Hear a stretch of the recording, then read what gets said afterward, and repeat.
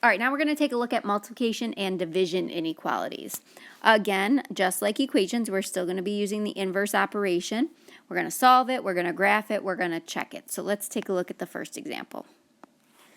All right, here we have a number next to a letter, which is a multiplication problem. So when I go to solve this, the opposite of multiplication is going to be division. So I'm going to divide both sides by 8. I want to get rid of that 8. Now, x is less than or equal to, keep that sign, 40 divided by 8 is 5. So my answer would be x is less than or equal to 5. Remember, don't put an equal sign there. It's not an equation. All right, so I want to go graph this. Number 5, the 5 is in my inequality, so I'm going to put my circle on 5. Now, this says that x is less than or equal to, so I'm actually going to fill in that circle that I draw. Now, if x is less than or equal to 5, that means we're going to shade all the numbers that are smaller than 5. So that's the way I shade that. All right, so let's check this, make sure that we have the correct answer. We're going to start off by rewriting our original inequality. And we're going to pick a number in the shaded region. So we need a number that is less than or equal to 5. So we can see that 4 is shaded, but you know, one of the numbers that's really easy to pick, I always try to pick it if I can, is 0. The shaded region would include 0, so I'm going to use that because that's always easy to calculate with. Anything times 0 is 0. So 0 is less than or equal to 40. That does work. All right, number 2. This time I have a fraction, which is division. So the opposite of division is going to be to multiply. I'm going to multiply both sides by the 2 because I want to get rid of that 2. I want D to be by itself. So 7 times 2 is 14. So our answer is D is bigger than 14. So let's make our number line here. 14 always goes in the middle. That's from our answer. We're going to do 2 numbers above, which would be 15 and 16. 2 numbers below, 13, 12. All right, so our circle is on 14. Remember that it is going to be an open circle because D is bigger than 14.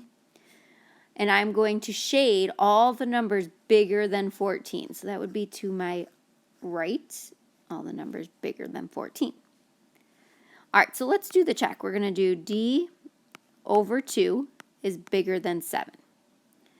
Now, I want to pick a number in the shaded region. However, I don't want to pick 15 because if I plug 15 into this equation, 15 divided by 2 is a decimal.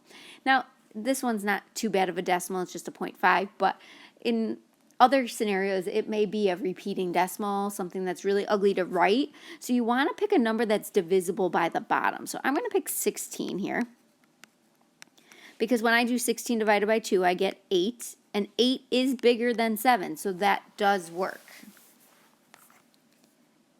Now, if you scroll on to the next page, you're going to see that I have a big stop sign here. It says stop.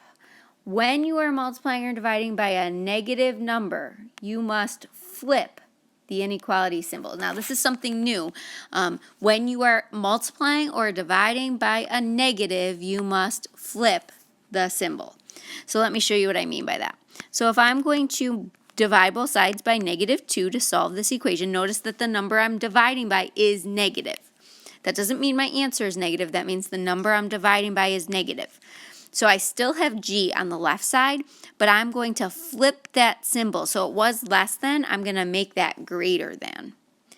Now, 10 divided by negative 2, you can do that in the calculator if you need to, but that is negative 5. All right, so we're going to make our number line the same way we would. So negative 5 is going to go in the middle. We're in the negative, so my 2 numbers above are negative 4, negative 3. I have negative 6, negative 7.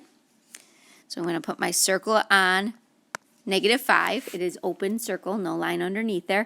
And G is bigger than negative 5. So I'm going to shade all the numbers that are bigger than negative 5.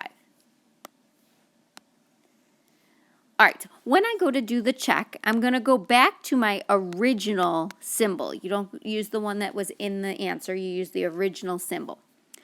Now, I'm going to pick a number from the shaded region. Again, I like to pick 0. 0 is actually in the shaded region if you continue counting, so I'm going to use 0.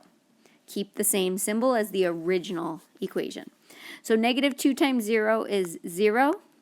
Is 0 less than 10? Yes, so that does check.